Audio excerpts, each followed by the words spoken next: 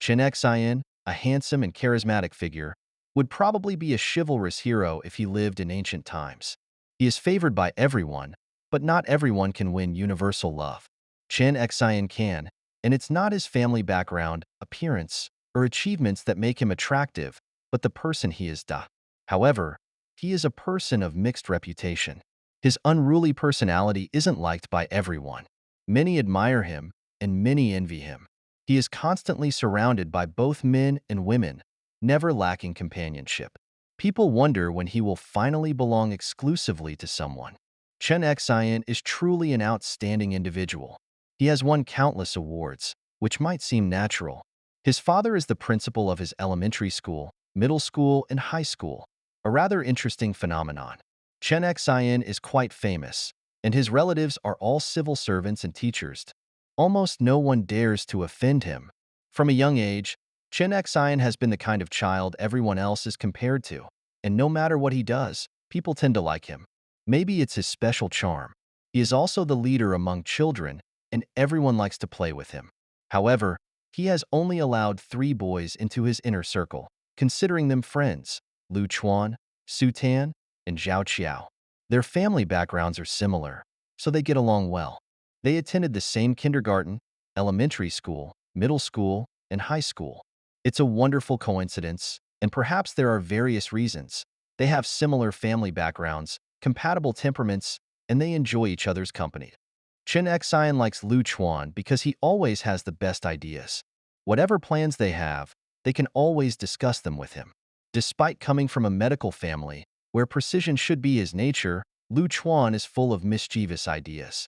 Every time they cause trouble, it's Lu Chuan who directs the chaos, quietly accumulating merits and fame. Su Tan comes from a political family, and in a certain sense, he's closer to Chen Xian. However, they're not heading in the same direction. Their families support each other, progressing together. Su Tan's academic performance is average, but he is extremely lucky. He always shines during exams, consistently outperforming others. Zhao Qiao seems to be the eldest among the F4. He's the strongest physically, and his family is involved in the underworld. It's a mystery how they became friends since Zhao Qiao should have the least in common with Chen Xian, but that's not the case. The two get along very well, and Chen Xian enjoys watching Zhao Qiao's ruthless fights. Some people are born to attract others, and Chen Xian is one of them, a beacon of light whose presence draws many admirers. Since junior high, Chen Xian has received countless love letters, some even from boys. Although society is becoming more tolerant of love in all its forms, Chen Xian still feels uncomfortable when he catches a boy giving him an adoring look. Does he long for love? Perhaps, but it's not a necessity.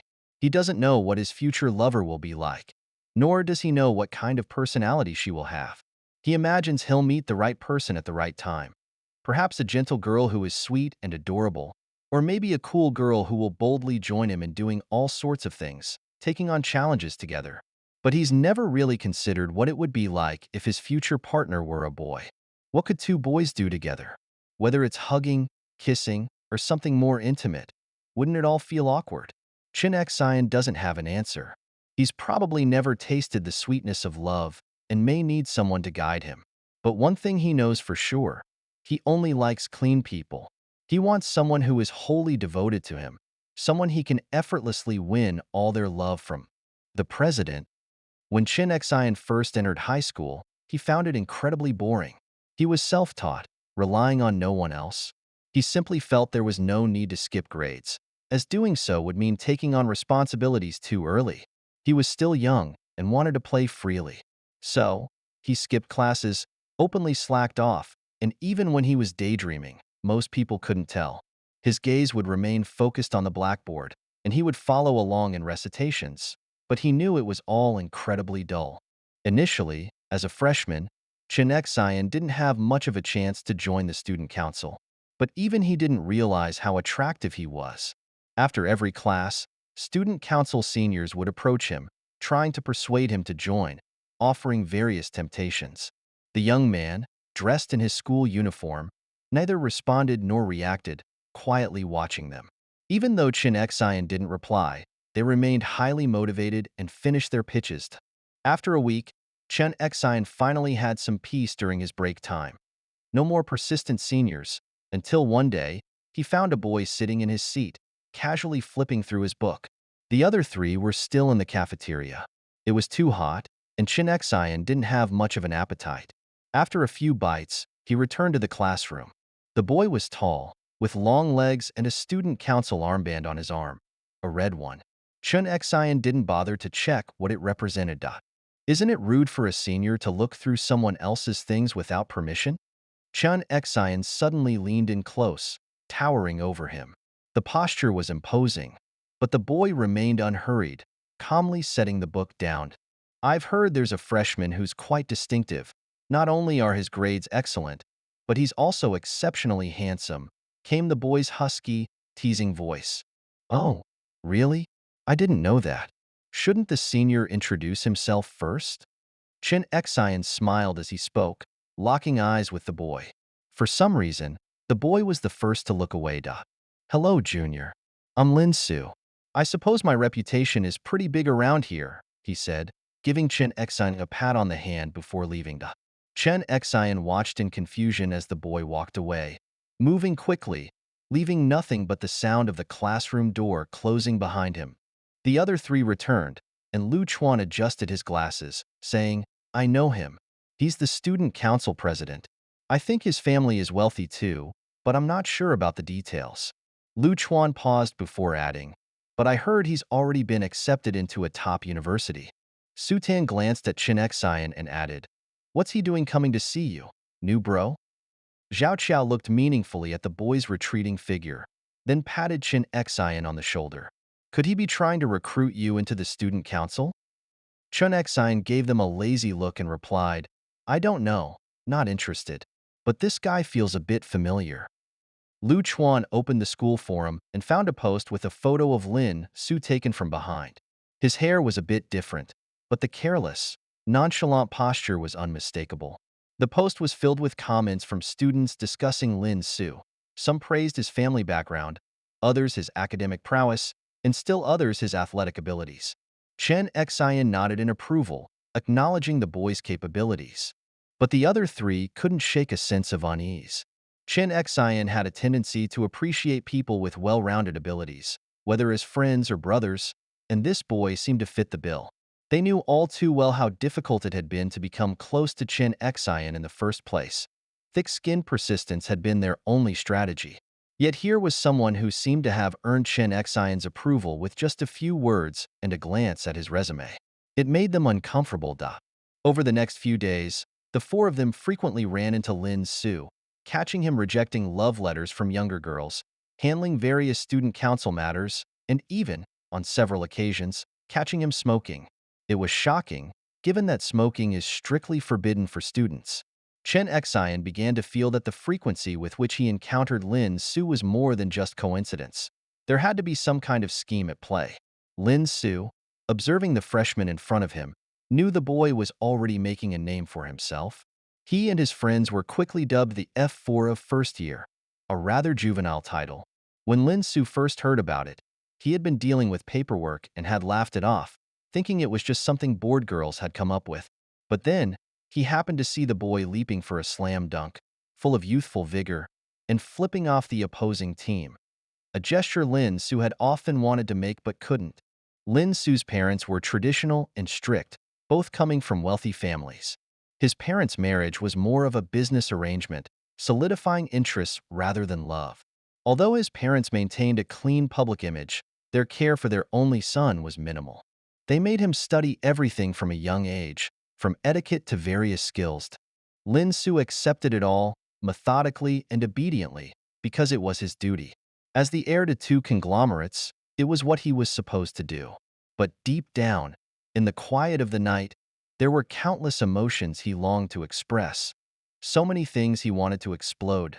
His frustration made him yearn to defy expectations, to disregard grades and the opinions of others. He felt trapped in his world, where people only saw the polished exterior and had no idea if that was what he wanted. He thought things would always be this way, never meeting anyone better, more interesting, or someone who could truly shake his world. But then, this freshman, Chen Xian, entered his life. Lin Su had initially dismissed him as just another ordinary connection from a similar social stratum. Lucky, perhaps, with friends in decent positions and families well off enough. But then Lin Su looked into Chen Xian's family background and was slightly surprised. It was rare to find such a tight-knit family of educators. Chen Xian encountered Lin Su again, this time in a corner with an unlit cigarette in his hand. Chen Xian didn't know what brand it was. No one in his family smoked, so he had no interest. What a coincidence. I keep running into the famous student council president. And it seems it's always when you're doing something you shouldn't, Chen Xian remarked, stepping closer and tossing Lin Su's cigarette into the trash. Considering how big the high school campus was, with separate areas for each grade, the chances of running into each other were slim. Junior, it is a coincidence. But I think it's fate, Lin Su said with a dangerous smile. Chen Xian got the feeling that Lin Su was the kind of person who was always scheming, not necessarily with ill intentions, but always calculating someone's next move. Junior, want to exchange numbers? Lin Su asked, pulling out his phone from his pocket. The student council sure had power. Did Lin Su know that Chen Xian's father was the newly appointed principal? He probably knew, but it didn't seem to matter. Sorry, I don't have my phone with me. But with your connections, you probably already know my number, right? Chen Xian brushed aside Lin Su's hand and waved as he walked away. President, it's not good to be late or skip class. I'm heading to class. Take your time reflecting on life. Lin Su watched as the boy walked away, his figure illuminated by the light. He didn't speak for a long time before finally laughing. Interesting. Chen Xian, huh? I'm really interested in you. After school, when Chen Xian returned home, he received a friend request on WeChat. The request came from Lin Su, and the profile picture seemed to be of him in a black suit. Chen Xian accepted the request, thinking that Lin Su had a flair for showing off. Lin Su was the first to send a message. Hello, I'm Lin Su. You can call me Su Gu, Brother Su. Chen Xian raised an eyebrow. Was he really going to be that familiar? He quickly typed back, Oh, I see. Lin Su. I think your full name sounds better. Lin Su replied, Aren't there a lot of people who call you Xian Gu, Brother Xian? I think Su Gu sounds just as good. Chen Xian was too lazy to respond. This guy really liked to take liberties. Didn't he realize Chen Xian didn't go for that? He liked it when others called him Brother Xian. But what if he was the one being called that? He couldn't imagine. Lin Su seemed to live nearby. When Chen Xian went out for a bike ride to get some fresh air, he occasionally saw Lin Su fishing in his yard. Lin Su didn't seem surprised to see Chen Xian and had the guard open the gate for him.